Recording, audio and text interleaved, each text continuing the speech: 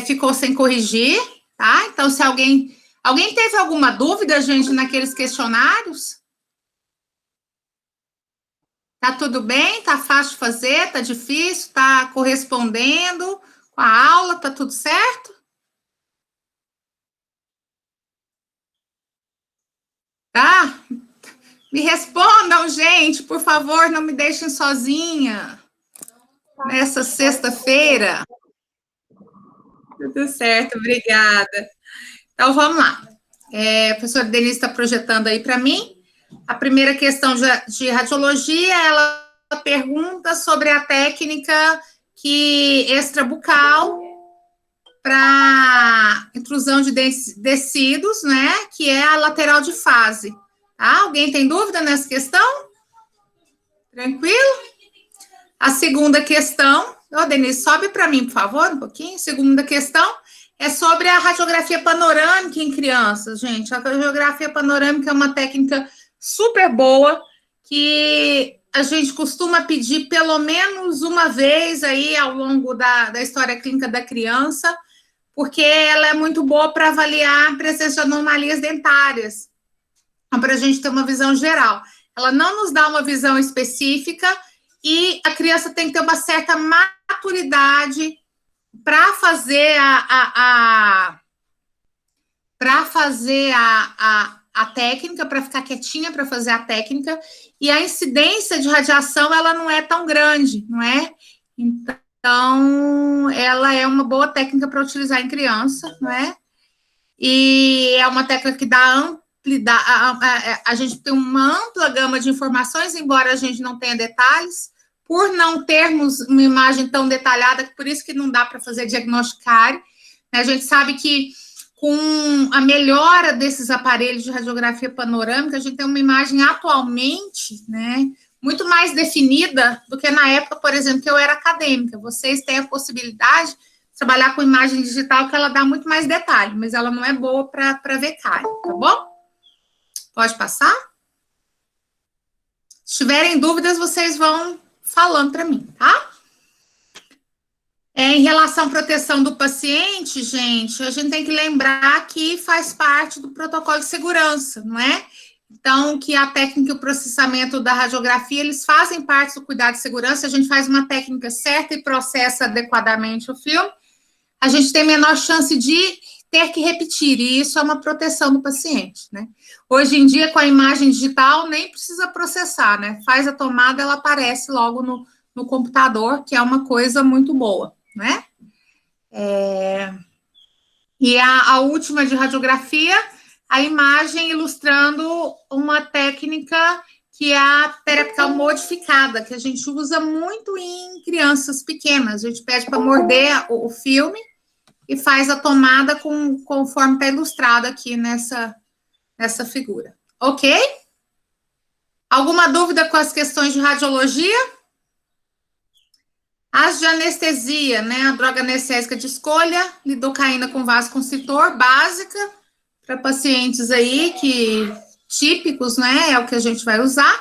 Se precisar usar sem vasoconstritor, é a mepivacaína, que ela vai nos dar um tempo de trabalho um pouquinho maior.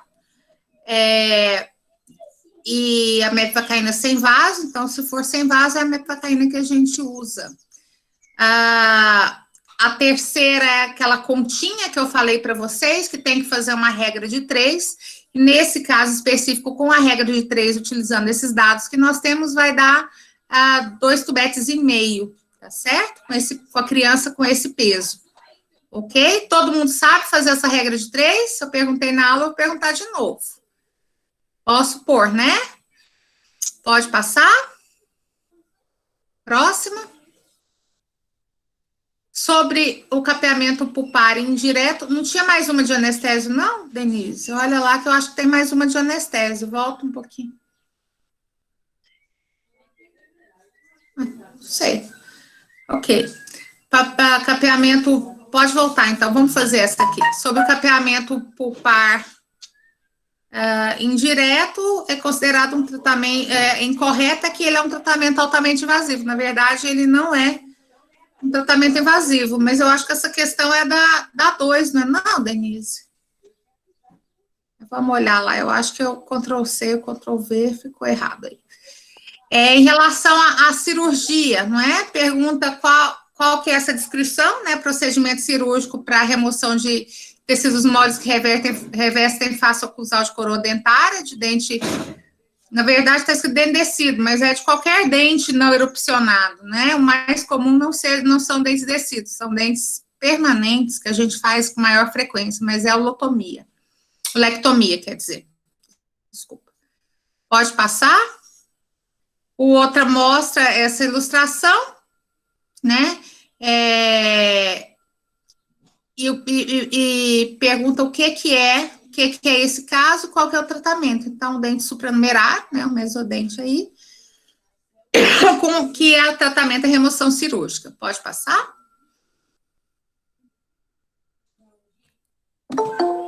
Oi, Leci. Em relação à contraindicação de uma cirurgia em momento imediato, é o uso de ácido acetilsalicílico, porque o ácido acetilsalicílico, ele tem uma atividade irreversível sobre plaquetas, né? Então, a vida média de uma plaqueta é mais ou menos 7 dias. Então, se a criança tiver tomado, se o paciente tiver tomado ácido acetilsalicílico a menos de uma criança, for uma cirurgia eletiva, a gente não vai realizar essa cirurgia, ok? Pode passar? Quarta questão dessa aula. Opa.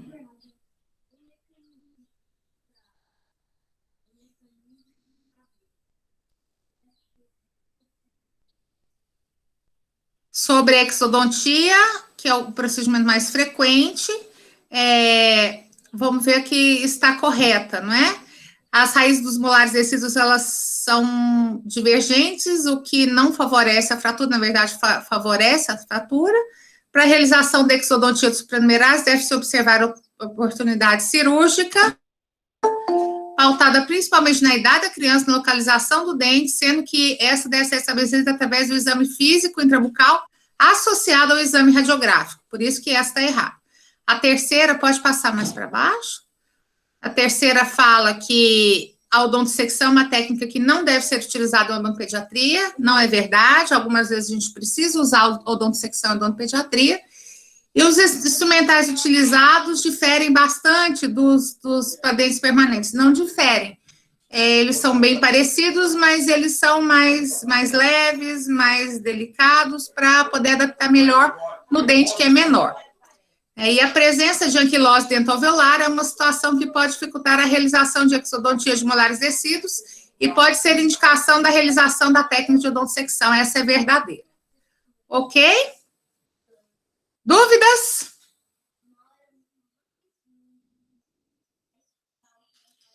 Então, acho que é isso, né? Acho que a gente pode continuar com a aula.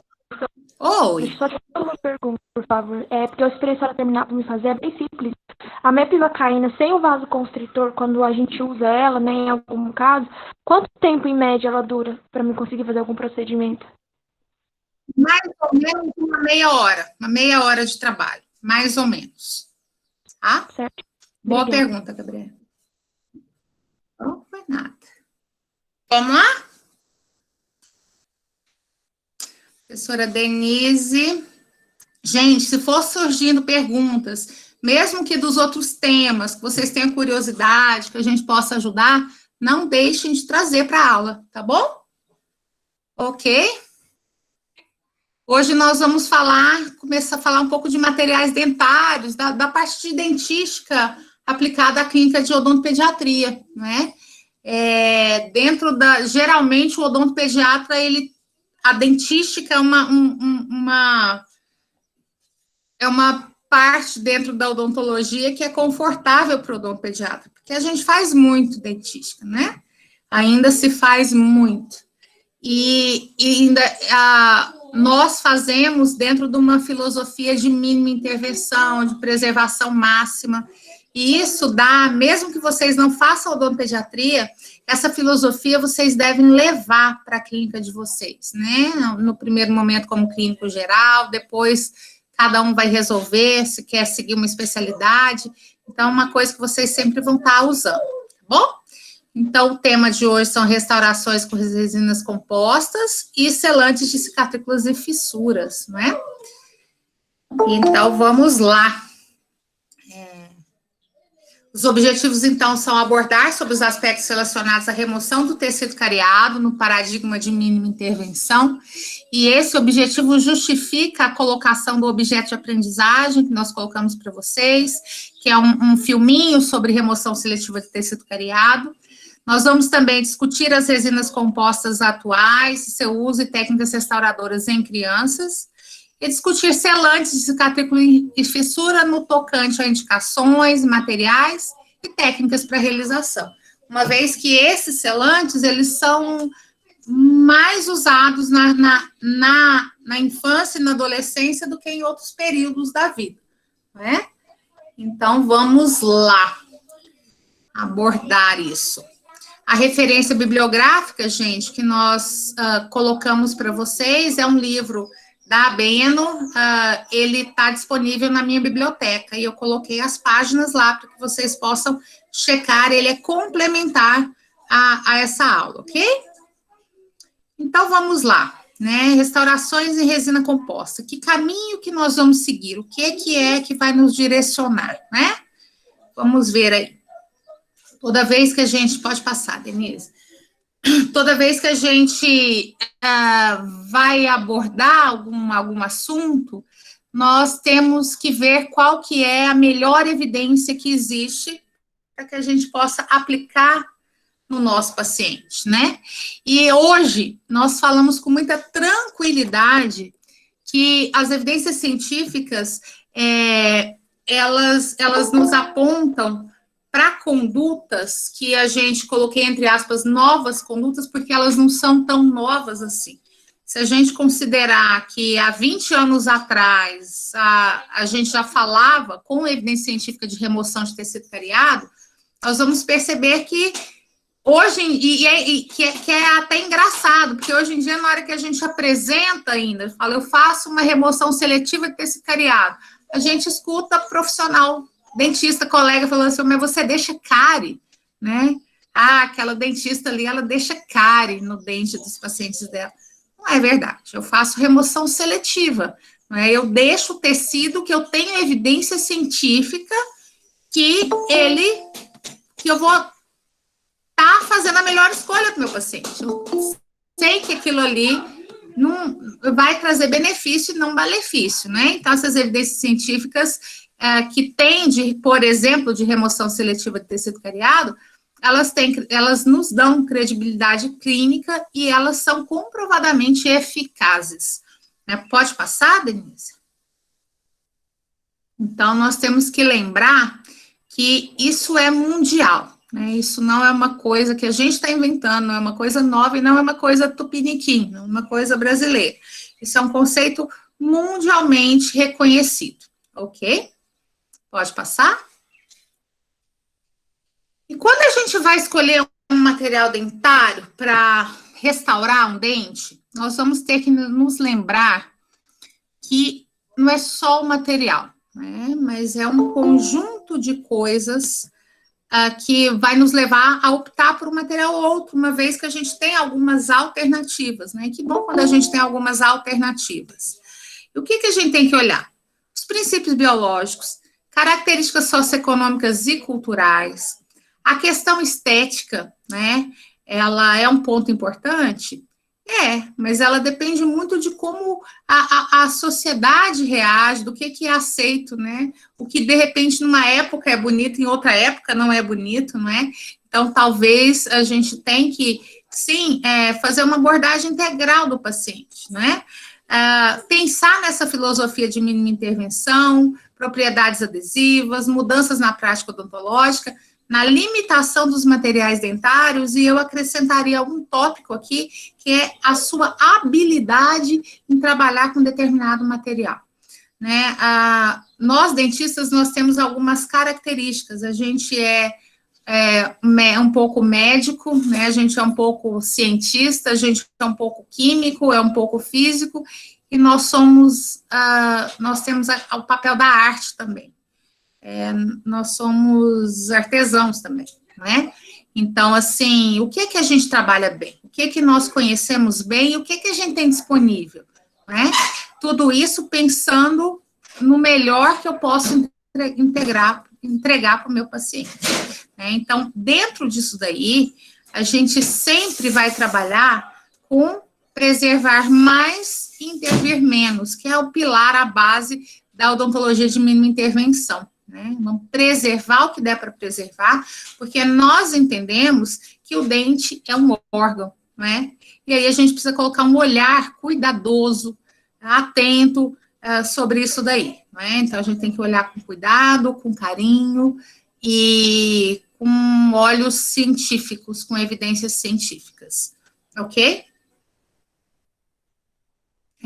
Isso tudo, gente, leva uma diferença na compreensão e no manejo da cárie dentária, uma vez que a gente entende aquele processo de ciclo restaurador repetitivo. A gente sabe que quando um dente é restaurado, ele vai entrar num ciclo, e eu quero que esse ciclo seja lento, né? Eu não quero que ele se repita várias vezes. Eu posso até ter que substituir restaurações. E essa mudança, ela vem, ó, isso aqui, pode passar, Denise. Olha isso aqui é um livro que na minha época de graduação, ele foi publicado antes que eu entrasse na faculdade, mas ainda quando eu fazia graduação, ele era um objeto de desejo, né? Nos anos 90 aí, o professor Baratieri, ele foi um nome, ele é ainda, né, um nome importante na área de dentística, mas dentro do cenário nacional ele fez publicações que tiveram impacto grande na formação de dentistas brasileiros, né, e essa figura é do primeiro livro dele, um livro de capinha vermelha. Ele mostrava essas lesões incipientes da superfície oclusal na primeira figura, e na segunda figura, olha a legenda, olha como que fala. Após a remoção das lesões, observa-se as cavidades confinadas ao esmalte. Verifique a quantidade de estrutura dental sadia que foi economizada. Para o modelo da época, numa lesão dessa, e eu desconfio que eu tinha algumas dessas no meu dente, foram feitas restaurações altamente invasivas de amálgama. O que fazia? Juntava todo mundo aí, fazia um X numa cavidade que tinha que ter uma certa profundidade e ela tinha que ter uma certa largura para ela poder fixar, para o amálgama de prata ficar parado aí dentro dela, porque a gente não tinha material adesivo disponível e fácil, né? E hoje em dia, dentro da visão atual, isso não é uma economia de material, isso é uma economia de estrutura, isso é um desperdício de estrutura, porque a gente sabe que essa estrutura, que chamada incipiente, ó, a gente não precisa remover esse dente, não precisa remover nada. Se tiver tendo acúmulo de biofilme, se tiver tendo atividade cárie ali, a gente vai orientar, sim, o paciente para fazer essa remoção, e no momento mais agudo, a gente, por exemplo, pode fazer um selante, né, com muita tranquilidade, com muita segurança, sem remover nada, né, entendendo que a integridade do dente como órgão, ela deve ser mantida. Pode passar? Né? E aí, diante disso tudo que a gente tem, o que eu faço? Remoção total ou parcial de tecido cariado? Né? Maioria das vezes parcial. Algumas vezes, em algumas situações, a gente acaba fazendo remoção total, não é? Mas, essencialmente, a filosofia é conservar mais, né? Mas para a gente decidir isso daí, a gente tem que entender que depois que eu removo a superfície cariada, eu preciso fechar essa cavidade, né? Então, eu preciso entender também um pouco do material adesivo que eu tenho para fechar. Não adianta eu fazer uma remoção em que o material não vai aderir no substrato, não é? Esse trabalho é um trabalho de 2002, não é? Já tem 18 anos, foi publicado na Cares Research, e ele mostra uma dentina infectada na primeira fotografia e uma dentina afetada. E nesse trabalho, e é de uma pesquisadora brasileira, né? Cares Research é a revista que tem mais fator de impacto dentro da cariologia no mundo, mas ela estabeleceu o critério clínico, né, isso aí foi produto da tese de mestrado dela, ela estabeleceu o critério clínico de onde eu posso parar, né? associando imagens de fotomicrografias, de microscopia eletrônica de varredura e de composição química também, testada avaliada através de microscópio, e mostrou que o momento em que a dentina sai em lascas é o momento que eu posso parar. E histologicamente é o correspondente a essa segunda imagem.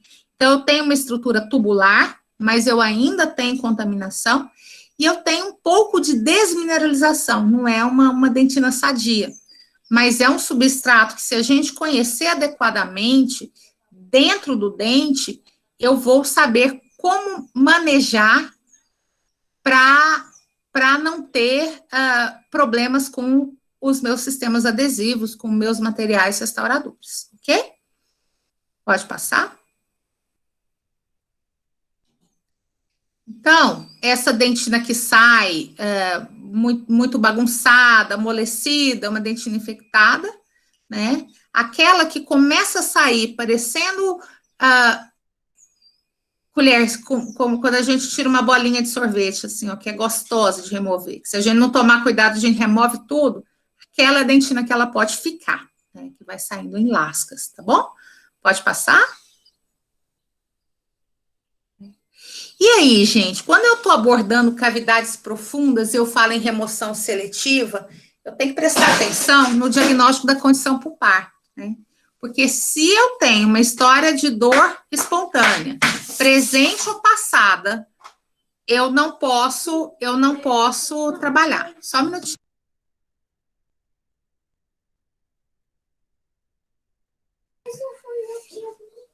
Estou te pedindo para fechar. Então, desde que a restauração cele de forma eficaz a cavidade, a gente não vai ter problema. Então, assim, o que eu tenho que ter? Um dente sem histórico de dor espontânea, tem que fazer o diagnóstico, e no dente descido, gente, cuidado especial, porque às vezes eu tenho dente descido, que não tem histórico de dor, e que eu olho tem uma fístula, né?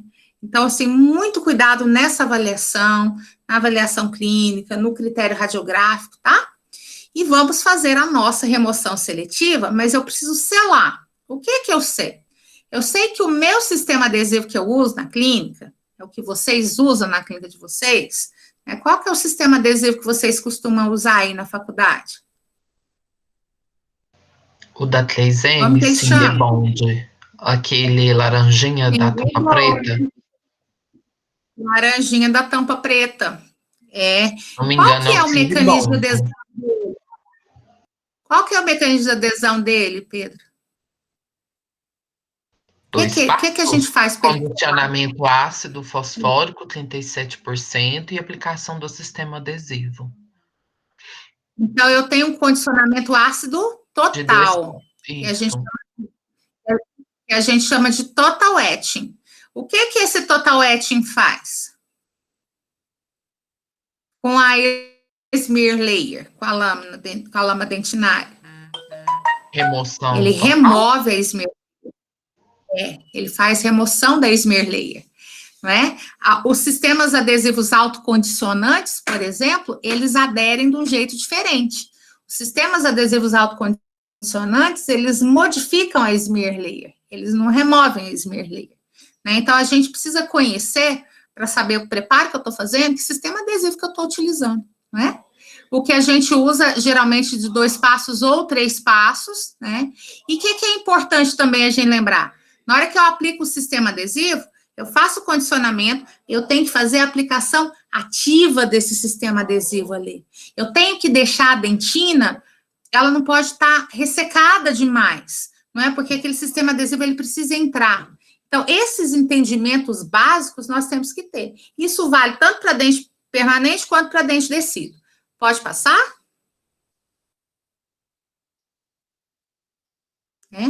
Então, a gente vê que a gente tem presença de micro-organismos nos interiores de túbulos dentinários, mesmo quando eu faço remoção total de tecido cariado, né? Que por muitos anos aquele negócio, mas você vai deixar a dentina afetada, você vai estar deixando micro-organismo.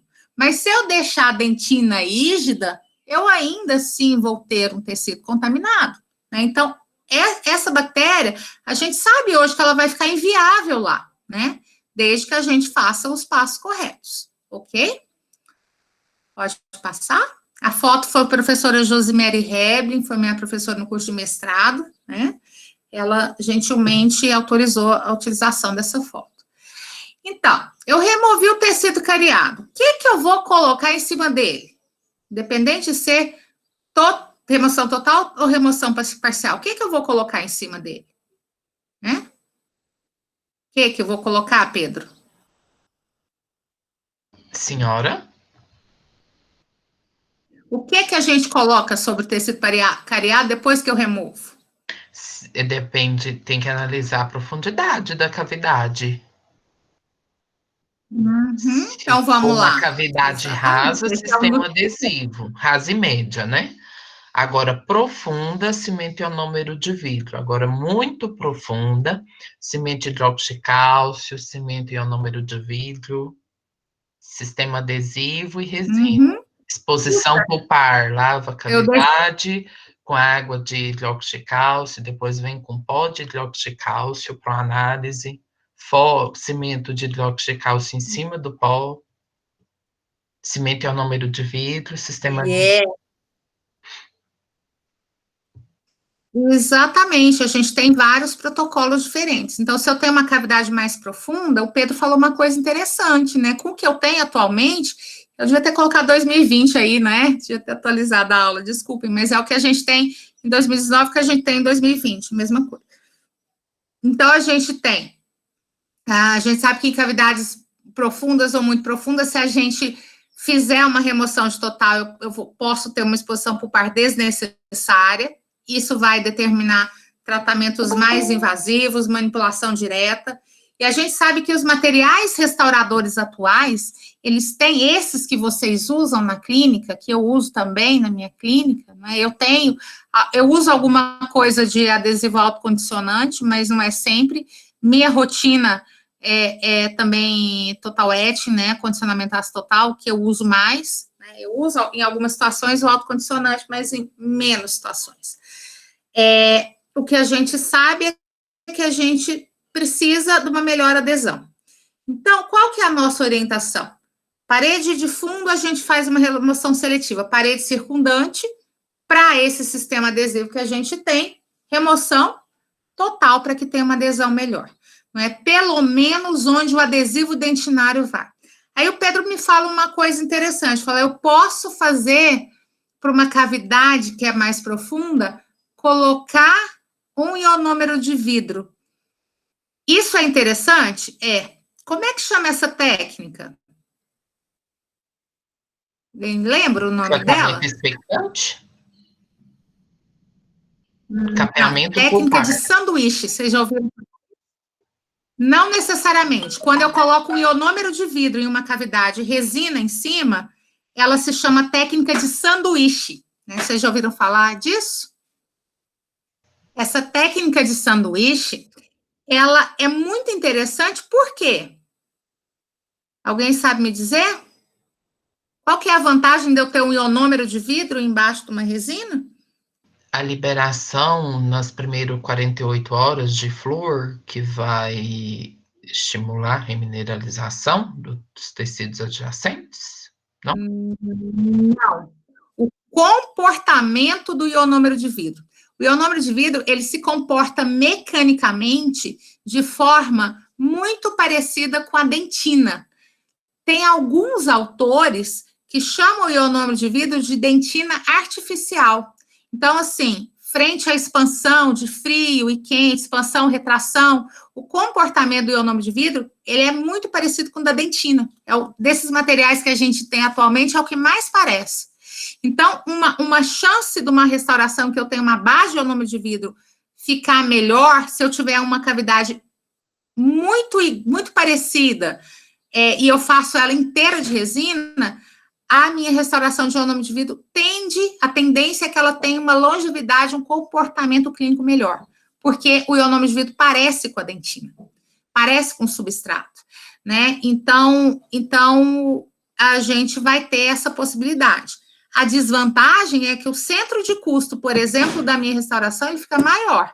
Se eu faço uma resina que eu uso o ionômero de vidro e se for um ionômetro bom, eu vou ter um custo, um centro de custo maior para fazer essa restauração, tá bom? Pode passar?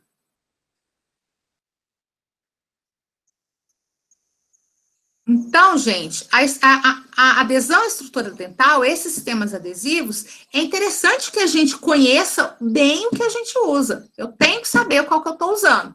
Pode passar? Porque eu vou ter a formação aí, não é? Eu vou trabalhar, então, né, maioria das vezes com remoção total de smear layer, que a gente já conversou, ou com modificação de smear layer, né? E aí eu tenho que saber que o que eu faço remoção total, ele faz uma adesão boa em esmalte, e ele faz uma adesão boa em dentina, e o que eu faço modificação, ele adere bem à dentina, mas ele adere pior no esmalte, não é? Então, isso tudo eu tenho que saber para eu poder escolher, não é? Tem que saber qual que é a composição, qual que é a vantagem, quanto eu estou disposto a pagar por aquele sistema adesivo, né? Então, isso é bem interessante que a gente conheça essas propriedades. Pode falar? Pode passar? Desculpa.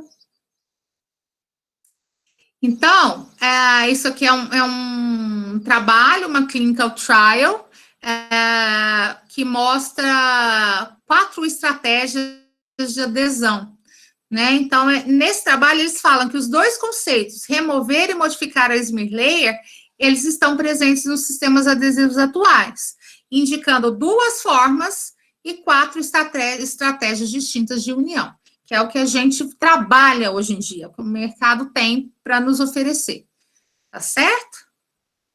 Outro procedimento aí, gente, que eu não sei se vocês fazem, e que é um procedimento fácil, e que aumenta a longevidade da restauração, tanto de dente de tecido quanto para permanente, é lavar a cavidade com clorexidina a 2%. Vocês fazem isso? Pedro, me ajuda, que eu acho que você é o único que está assistindo minha aula, porque ninguém me responde. Não, a gente não faz. Então, uma sugestão forte, comecem a fazer. Levem isso para a clínica de vocês. É clorexidina a 2%, é barato e é fácil de fazer. Como é que a gente faz isso? Eu faço o condicionamento ácido, depois que eu lavo o condicionamento ácido, eu lavo a cavidade com a clorexidina a 2%, e aí eu seco essa cavidade, deixando a dentina ainda úmida, igual eu seco normalmente, e faço o procedimento adesivo. Essa clorexidina lá, essa lavada de... Professora, eu tenho uma dúvida. Essa lavada da clorexidina, isso não vai promover o colabamento das fibras de colágeno, não? A lavagem, não. Se você secar com ar comprimido perto da dentina, aí sim. O fato de você lavar com a clorexidina, ela não interfere no processo adesivo. É isso aí em 2000 ou 2001, né, o professor Fabrício, que é lá de Goiânia, não sei se vocês conhecem o professor Fabrício, foi a tese de doutorado dele. Ele mostrou que a clorexidina, ela não interfere no processo adesivo, né, para vocês verem. E além do trabalho do professor Fabrício, que eu conheço com maior profundidade, tem um monte de outros, né? Mas existem outros trabalhos, né, que esse aqui é um trabalho da professora Josimere Heblin, que eu já citei uma vez, ela foi minha professora no meu curso de mestrado, é uma das pessoas, você vê o trabalho de 2005, é uma das, dentro do cenário natural, é uma das maiores pesquisadoras, é da Unesp de Araraquara. Ela tem vários trabalhos dela e de outros pesquisadores do mundo inteiro, né? E esse aqui é publicado na JDR, uma revista importante, que mostra que a clorexidina aplicada sobre a dentina, ela pode inativar umas enzimas que se chamam metaloproteinases, não é? Umas enzimas que degradam a proteína naquela camada híbrida, aquela interface dente-restauração, que é o lugar que tem mais fracasso, que o adesivo envelhece, que o adesivo é degradado. Então, ela evita a degradação da matriz de colágeno naquela região. Então, é um procedimento fácil, barato e que tem comprovação científica. E que eu não sei, eu não entendo por que a gente não adota isso, porque é um conhecimento que já está aí tem algum tempo e com evidência científica, e fácil de fazer. Né? Pode passar?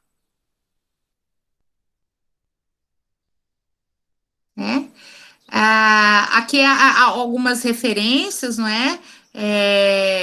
Do pessoal da dentística lá, Dr. Peshley, que é muito, 2007, para vocês verem o tempo que tem isso daí, né? Um trabalho in vitro e um trabalho in vivo, né? No trabalho in vivo desse do Dr. Peshley, isso na Journal of Dental Research, no trabalho de baixo, a professora Josimere fez parte também, né? Pode passar.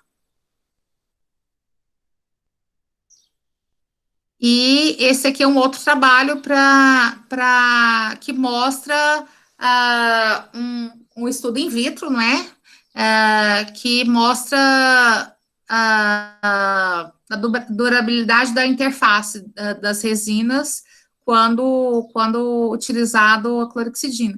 E daí tem vários outros, tem alguns mais recentes que comprovam isso daí. Pode passar. E adesão em tecido? Gente, a gente está em odontopediatria, a gente vai restaurar dente de tecido. Será que é diferente? Né? A gente sabe que o esmalte e a dentina de dentes de tecidos, eles têm diferenças na morfologia e composição em relação ao dente permanente. Não é? Qual que será que é essa diferença? Né? Pode passar?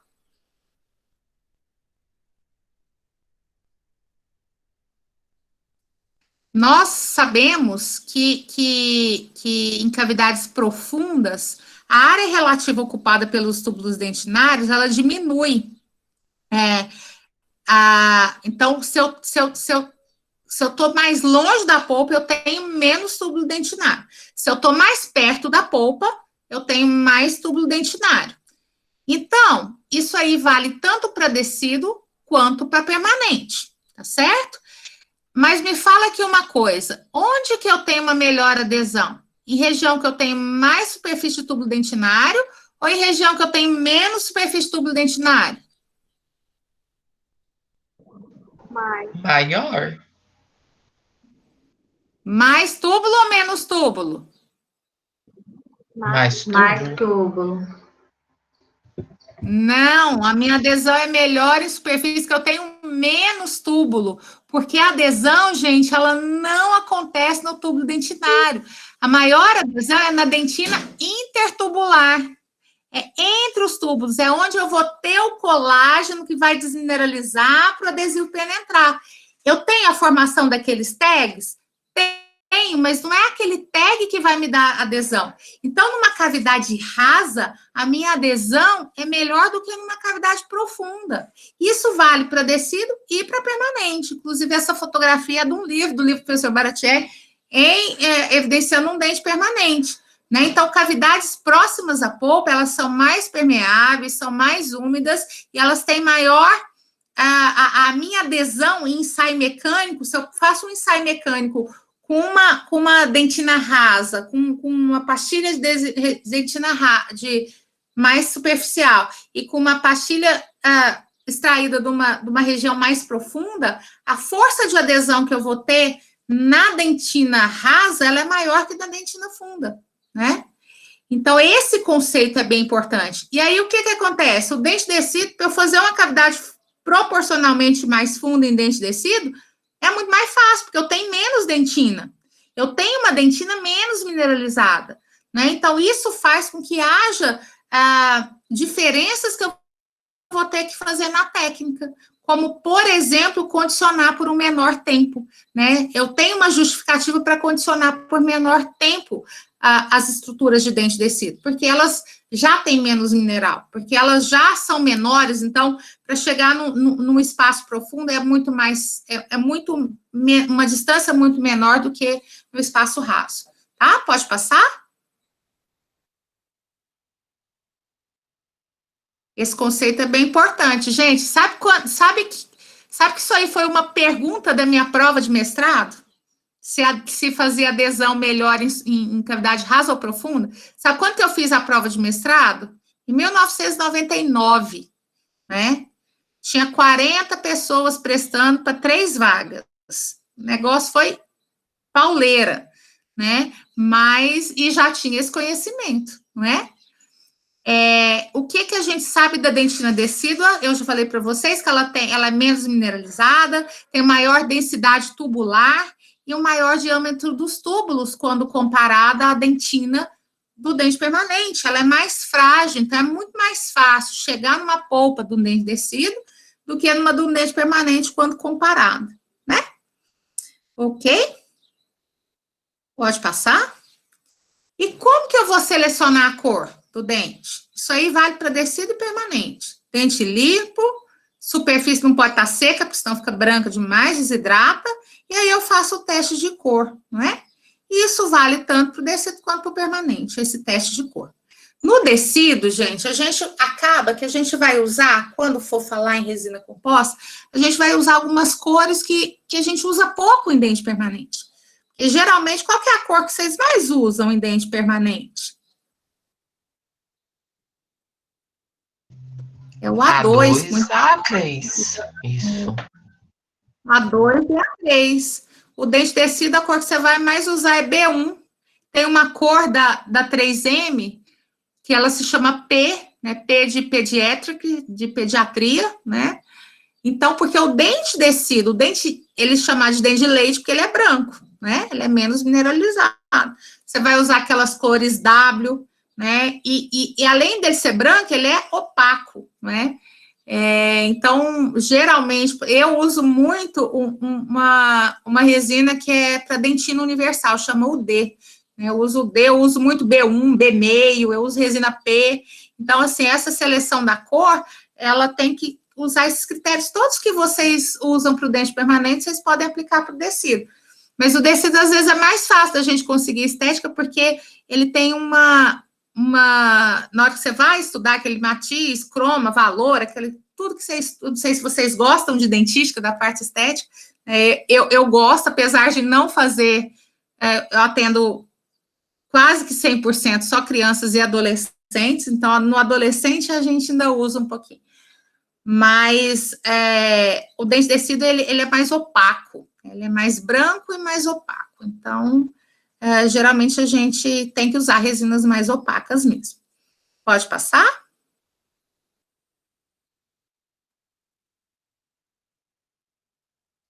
Isolamento do campo, gente, tem que isolar, né? A gente não pode fazer resina sem isolar. Via de regra, isolamento absoluto. Eventualmente, a gente vai fazer um relativo? Vai. Se eu tiver certeza que eu não vou ter contaminação, porque saliva atrapalha o processo adesivo, né? E na criança, às vezes a gente fica pensando, mas vou fazer isolamento absoluto nesse menino, vai me dar um trabalho. Geralmente, é muito mais confortável você trabalhar com isolamento absoluto, inclusive para criança, do que sem. Porque a criança geralmente aceita bem, gente, na maioria dos casos aceita bem. Então, eu acho que o problema é muito mais com o treino do profissional do que com a criança em si. Tá bom?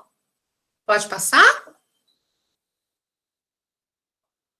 Então, isso aqui é uma restauração, por exemplo, que estava muito fácil de fazer, eu estava com a minha auxiliar sugando, eu acho que quase 100% desses casos que eu vou mostrar para vocês, eu acho que são meus, assim, da gente estar fazendo na clínica e fotografar, tem muitos deles que a gente faz isso, na verdade, eu acho que o professor Denise tem até um banco de casos que eu faço maior que os meus, porque eu gosto de fotografar, mas eu sou meio ruim na organização. Mas esse é um caso, por exemplo, de um bebê, numa criança muito pequenininha, que eu fiz a remoção com com material de remoção químico-mecânica, eu não usei broca, eu não usei anestesia, e aí eu restaurei, porque estava muito fácil, a criança estava quieta, minha auxiliar é muito boa, estava sugando o tempo inteiro, então, eventualmente, a gente vai fazer, e porque a gente, depois de algum tempo, né, a gente começa a trabalhar muito rápido, né, e aí, às vezes, a gente consegue fazer. Mas dentro da academia, gente, dentro do que vocês vão fazer, comecem fazendo com isolamento absoluto, tá bom? Sempre, tá? Esse é um caso muito, muito específico, porque se a gente for fazer remoção de tecido cariado com broca, tem que anestesiar, não dá para fazer sem. Isso aí eu estou mostrando para vocês, né, que é um caso que a gente fez, eu fiz com remoção químico-mecânica. Eu fiz com papacária esse caso. Pode passar? Eu gosto de fazer, eu faço muito, eu tenho muitos casos meus, assim, que vocês vão ver, de repente, nas minhas aulas, que tá do jeitinho que tá ali, porque é uma coisa que eu gosto de mandar para os pais, eu gosto de mandar o antes e o depois para os pais, assim, para eles verem, né, e eles gostam de ver também. Esse aqui é uma restauração, 2 restaurações de resina composta que a gente fez, com isolamento absoluto, pode passar. Né? Aqui, gente, ó, lesão interproximal de resina, é bem comum que a gente faça. E o que a gente tem que estabelecer aí? Um ponto de contato adequado, né? Eu tenho que tomar bastante cuidado nisso. Eu vou mostrar aqui para vocês uma coisa que a nossa equipe, que a gente trabalha muito fazendo, e é muito engraçado, porque a gente trabalha tantos anos junto, que a gente trabalha muito parecido, né? Eu falo com a maior tranquilidade que a nossa equipe é uma equipe, eu arrisco a dizer que é a mais bem calibrada que vocês vão trabalhar junto. A gente trabalha muito com uma filosofia muito parecida. Olha o que eu fiz. Eu estava tendo visão direta. Eu restaurei o primeiro dente, eu restaurei o primeiro molar com visão direta, dei o contorno, porque o dente descido, às vezes, ele tem um espaço importante entre um e outro. Só que agora eu fiz o primeiro, não deixei excesso, olhei, aí agora eu tenho que cuidar para não emendar o outro, para fazer um contorno adequado também, né, no segundo molar aí, no 65, e o que a gente vai fazer? A gente vai usar uma matriz individual, a gente trabalha muito com isso.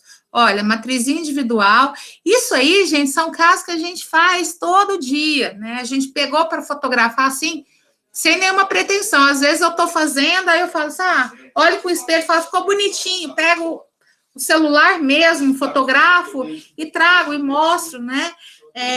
Olha aí, eu estou vendo o final do término do meu preparo ali, eu estou usando cunha de um lado do outro, e eu estou colocando essa cunha com o porta-agulha que a gente pediu para que vocês tenham na caixa de vocês, tá? Para fazer esse contorno, para que essa restauração fique boa, né? Fique resolutiva. Pode passar? Então, esses detalhes, eles são bastante importantes. E a gente fica feliz porque, às vezes, a gente fala assim, vocês reportam para a gente, professora, nós estamos usando aquilo que a gente aprendeu na odontopediatria, na clínica de dentística, e a gente acha muito bom, que é para usar mesmo. Pode passar? Então, aqui só mostrando para vocês, depois de inserida a restauração, depois de removida, pode passar. E aí fica uma restauração sem excesso, a gente tem que dar, aí ó, sem dar acabamento. E é muito bom, porque o nosso acabamento vai ser mínimo, a gente vai passar alguma coisa para dar polimento, mas a gente já vai dando a anatomia, não tem que tirar excesso, tem que reconstruir a anatomia aí, tá?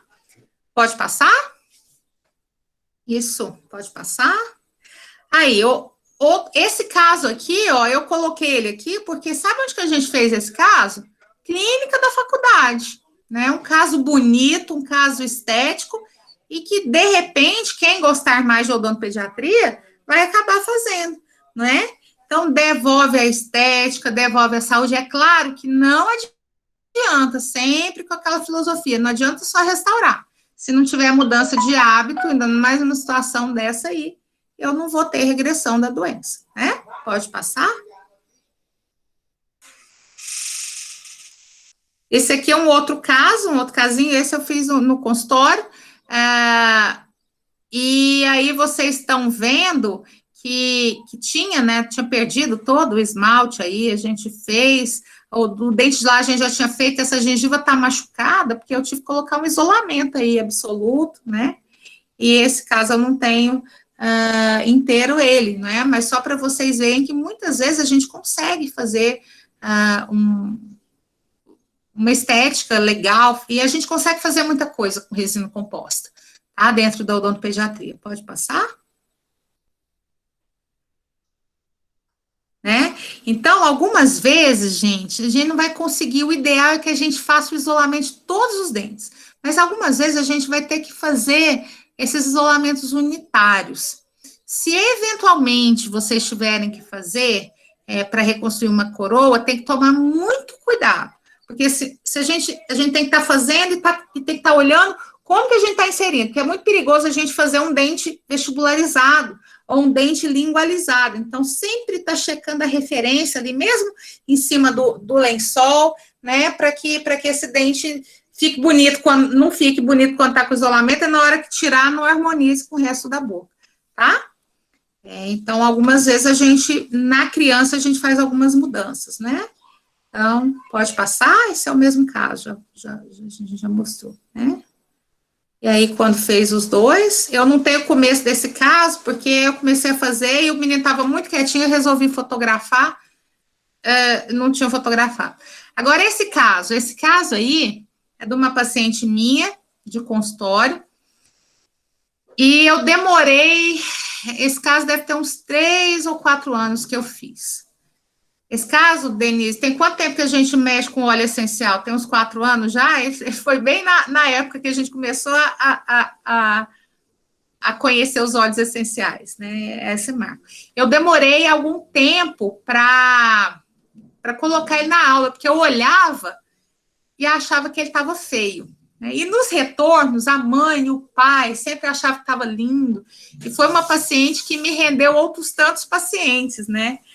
Porque os pais ativamente fazem uma propaganda minha. E eu olhava e falava, gente, esse caso, essa menina ela chama Amanda. Eu falava assim, o caso dela não ficou legal, não ficou bonito, não é? E aí, isso assim. E aí, o que acontece? Eu demorei para pôr. E hoje em dia eu olho e falo, gente, mas ficou bom. E na época eu não achava que tinha ficado bom. É um caso mais exigente, você vê que tem destruição grande das coroas, então a gente vai ter que fazer um isolamento. Eu quero que vocês olhem esse dente aí que a professora Denise está apontando. Está bem perto da margem. Então, esse dente teve que fazer endodontia. Esse aí, ó. Não, o outro, o lateral. O lateral, o 62. Olha esse 62. Né? Era o que eu achava feio aí. Não tinha jeito de eu restaurar ele se eu não chegasse essa gengiva um pouquinho para cima. Eu tive que chegar. Ou então eu tinha que tirar esse dente. Então, um tratamento, uma reabilitação que a gente... Era uma criança bem jovem, a raiz estava legal, não tinha lesão óssea, mas a gente tinha que fazer endodontia. Então, nós fizemos endodontia, vamos ver esse caso aí. Não são casos que a gente vai fazer com tanta frequência na graduação, mas para vocês saberem que tem possibilidades, né? Então, a gente fez a endo aí dos 4 dentes, pode passar. Pode passar.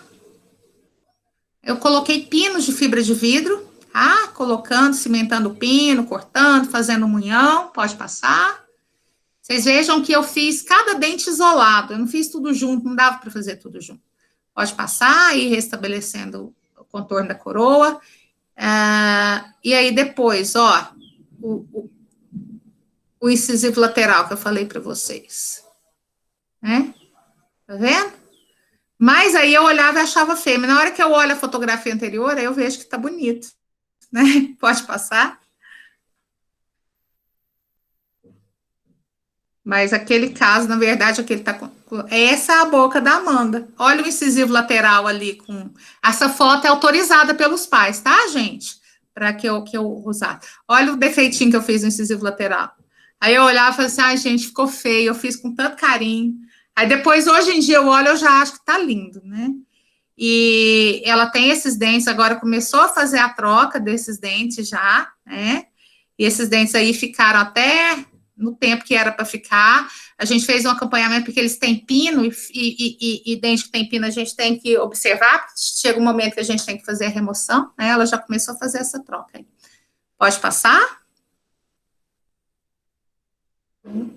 Outra técnica que a gente usa, que geralmente vocês não conhecem, é em situações nas quais eu tenho o que a gente chama de cárie oculta. Tem uma lesão em dentina que nem sempre elas são tão ocultas assim, mas eu tenho a superfície de esmalte que ainda não se rompeu. A gente sabe que as lesões de cárie, elas são subsuperficiais, né? Então, eu tenho a lesão oclusal preservada e eu vou ter que fazer essa restauração. Então, a gente copia essa superfície oclusal, né? E aí, a gente, eu não sei se isso tem publicado ou se alguém faz igual, mas, assim, o que tem publicado é a cópia com resinas. E um dia aí na faculdade a gente não tinha resina temporária para copiar, aquelas Bioplix, que é o que a literatura que eu já li fazia. Nós resolvemos copiar com barreira gengival, nós resolvemos copiar com top-down, e deu muito certo, a gente tem alguns casos aí, né? Então, vamos ver esse aí, como que a gente fez. A gente fez a cópia com a barreira gengival, a gente fez o isolamento com KY aí, com esse isolante de superfície, olha como copiou bonitinho aí. Prendemos num pincel, num microbrush, né? Pode passar.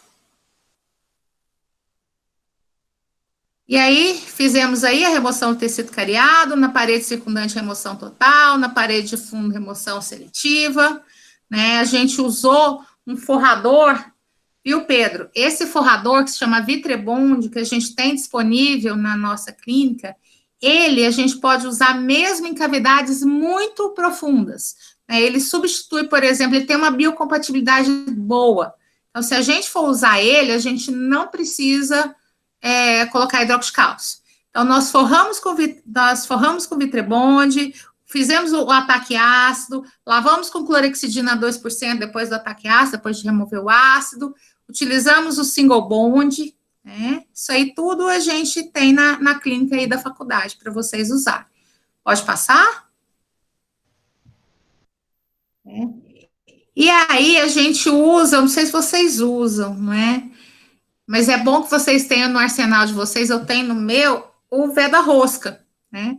Só que lá no meu consultório a gente não chama de veda-rosca, porque eu falava, me dá o veda-rosca. Aí uma vez o secretário vai falar assim, doutora, não fala isso perto da mãe, não, porque pega muito mal. Fala assim, a fitinha branca, né? Então, lá quando eu peço a fitinha branca, é o veda-rosca, né?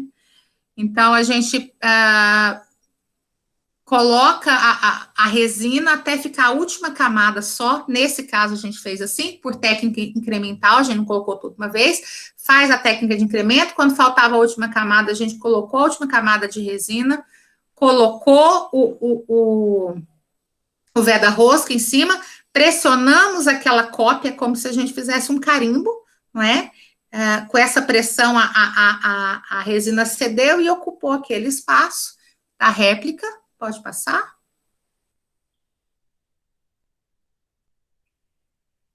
Polimerizamos aí, pode passar.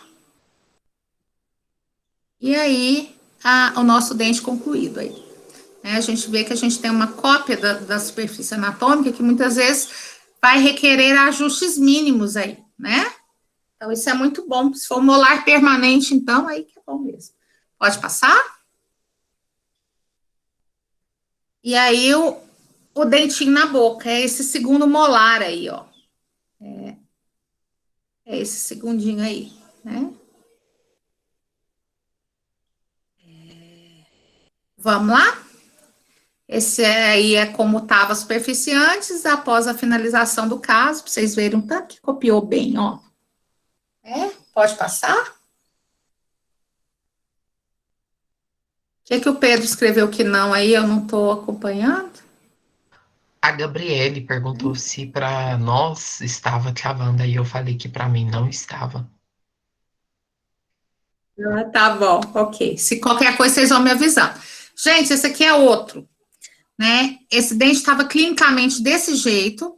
Aí chegou a radiografia, tinha aquela lesão em dentina ali, ó.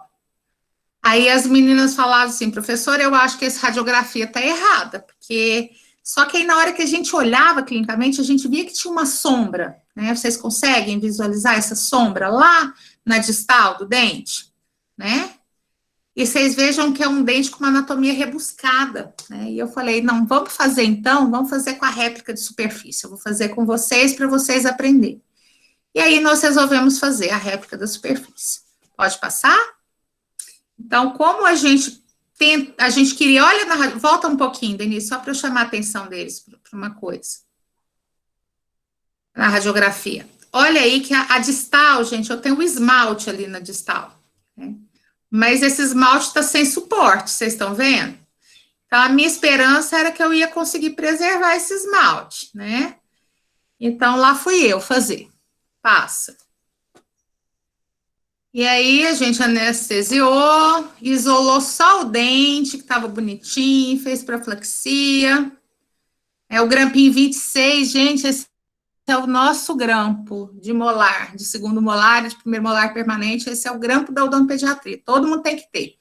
O 26, e se puder ter o 29, que é ele menor, pode ter também. Pode passar. Aí isolei a superfície com a vaselina, eu não tinha KY, ninguém tinha, e a gente fez com a vaselina mesmo, que a gente tinha lá na clínica. Pode passar. Apliquei a barreira gengival que tinha lá, fiz a mesma coisa, copiei a superfície oclusal, pode passar. E aí a gente removeu aí, fui eu que removi, teve que romper esse esmalte com a alta rotação, depois com muito cuidado, mas aquele esmalte estava sem suporte, quebrou. Eu falei, não vai dar mais para fazer. As meninas frustradíssimas. Professora, e agora? Falei, agora nós vamos ter que mudar a técnica. Porque eu ia isolar só o dente se eu fosse fazer só o oclusal. Como agora eu vou ter que fazer a proximal, nós vamos ter que tirar o isolamento, isolar o dente de trás e fazer. E assim nós fizemos.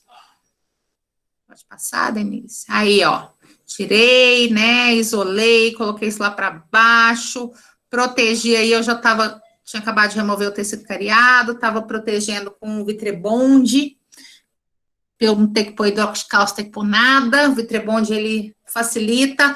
Presta atenção que eu coloquei o Vitrebond, mas eu preservei o esmalte ali, ó, na distal. Por quê? Porque eu quero a adesão ao esmalte, é uma coisa boa que eu consigo fazer com o sistema adesivo, né? Então, eu vou condicionar isso aí e vou fazer.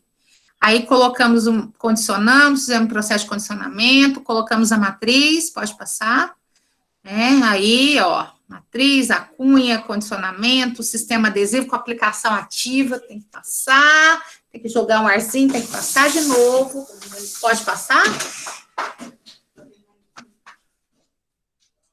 E aí, né, depois que eu construí a parede circundante inteira, e como eu tinha uma réplica da superfície oclusal, eu falei, vou aproveitar a réplica.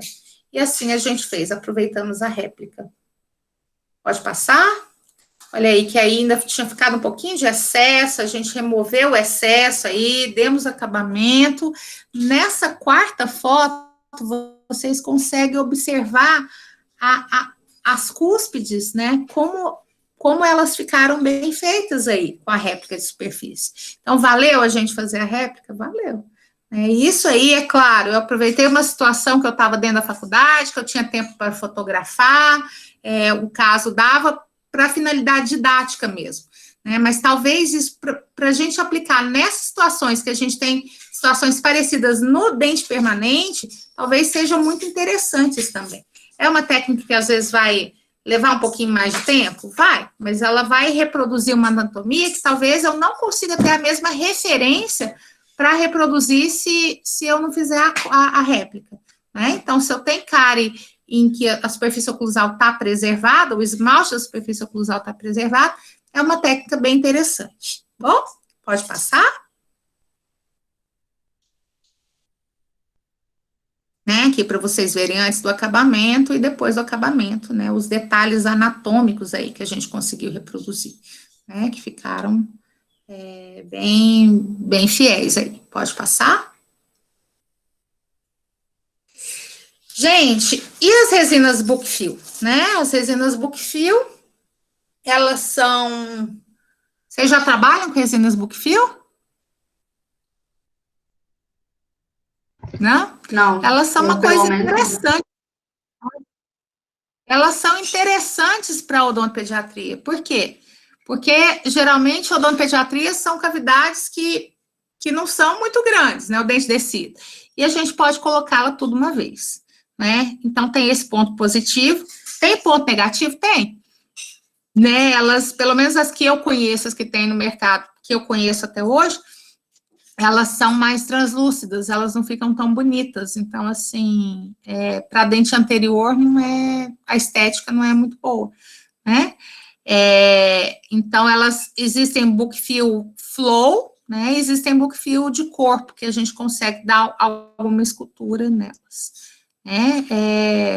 Então, assim, para essa técnica de réplica de superfície oclusal, por exemplo, a gente pode colocar uma Bookfill para preencher, né? E depois completar com uma não Bookfill, não tem problema.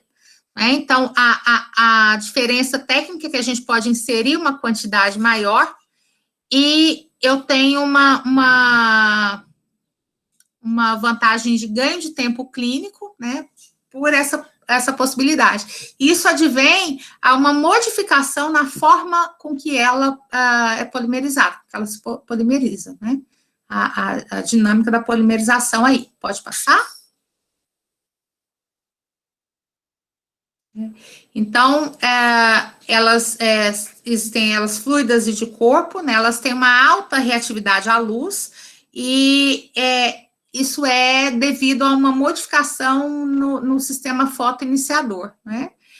Então, eu preciso colocar menos incrementos. Às vezes, eu consigo fazer uma cavidade com um incremento só, né? Que é muito bom. Pode passar?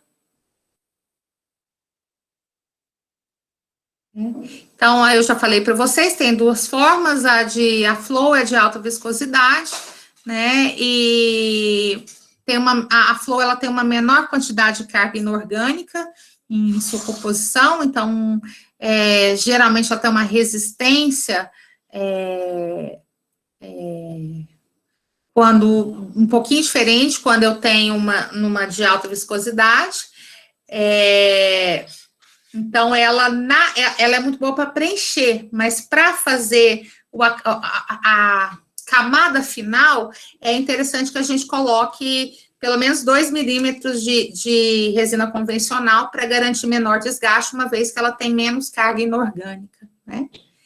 E a de alta viscosidade, eu posso inserir ela com até 4 milímetros. É muito difícil um dente descido ter uma cavidade maior que 4 milímetros, então dá para preencher o dente descido inteiro, geralmente, né? Pode passar?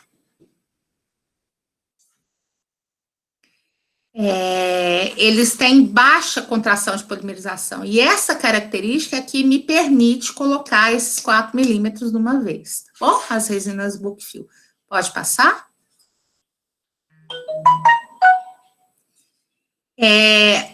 Então, eu tenho, gente, toda vez que eu polimerizo uma resina, eu tenho que assegurar que eu consegui transformar os meus monômeros em polímeros. Eu não posso deixar monômero solto, né? Eu tenho que fazer todo mundo dar a mão ali, né? Os monômeros virarem polímeros.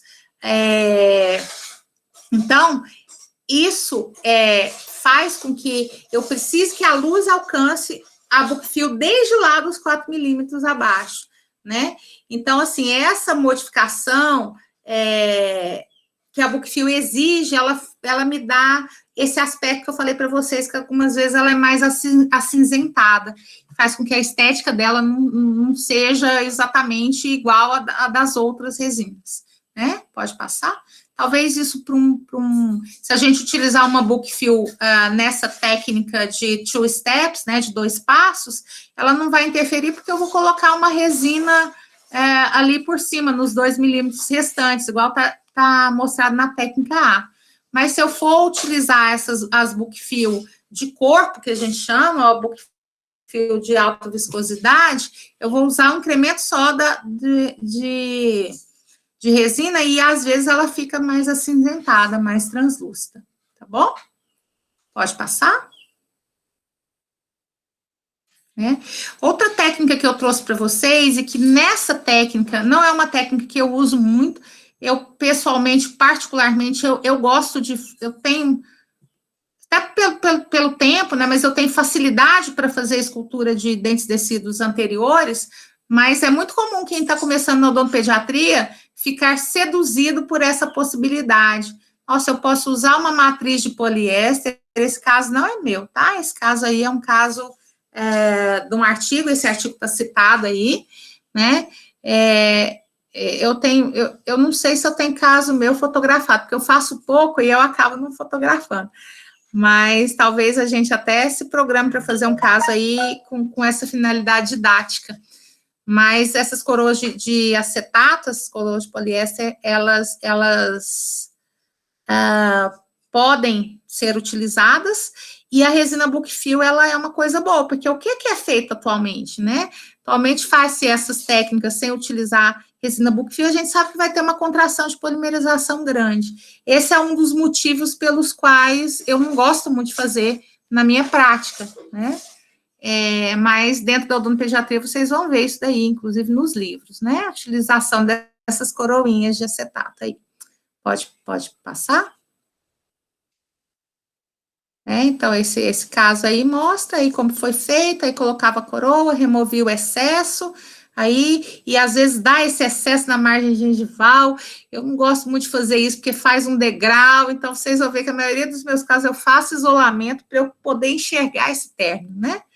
Mas, enfim, é uma técnica aí que existe, uma possibilidade que eu trouxe para vocês, perto da resina book fill, porque talvez é melhor fazer isso aí com a resina book fill do que com a resina sem ser book fill, né? Por causa da contração de polimerização. Ok? Pessoal, nós estamos em 2h48, Denise. A gente deixa selante para fazer junto com o ionômero ou faz logo? O que você acha?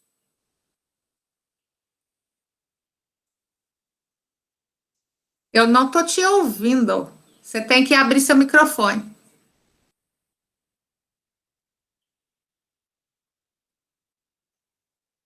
Vai ter que sair, ou então me responder no chat. Nem o chat eu vejo quando eu estou projetando, eu não vejo nada. Eu nem sabia que eu estava no mudo. Diga, a gente continua. Oi. Vamos saber deles. Oi. Se eles estão prestando atenção. Vocês estão cansados? Se cansaram. Pessoal, aqui em casa tá chovendo. Eu continuo na prova. Minha internet está muito ruim, professora. Nossa, caindo toda hora. Aqui em casa. Então, nós vamos fazer o seguinte. Aí, Anápolis cai tudo. Aqui tá uma chuva muito forte, eu tô com medo de acabar a energia. Então, nós vamos fazer o seguinte, todo mundo vai respirar. Tem perguntinha de ionômero lá na pós-aula, então vocês não precisam responder elas. E aí, na próxima aula, a gente faz o selante, ok? Porque essas matérias, o selante, ele é bem importante que vocês façam com muita tranquilidade, porque eu acho que resina vocês veem na dentística, mas o selante vocês não veem. Então, eu quero caprichar bastante para que a gente possa ter um diálogo melhor com o selante. Pode ser? Pode sim, professora. Pode. Professora. Combinado? Combinado. Então, tá bom, meus queridos. Sextou aí para vocês? Sim, e para vocês? Sextou dentro de casa. Se vocês quiserem perguntar alguma coisa. Não. Oi? Não entendi, professora. Se vocês têm alguma dúvida, querem perguntar. Não. Não. Certeza? Foi muito rápido, gente? Foi rápido Não, demais? Não. Então tá certo. Fiquem Fiquem bem. Assistam a aula hoje do meeting do professor Ismael, que teve de manhã. Vocês vão gostar. Tá bom. Viu? Cris, Um beijo. beijo Tchau. Beijo, tchau, bom final de semana. para todo mundo. Para vocês também.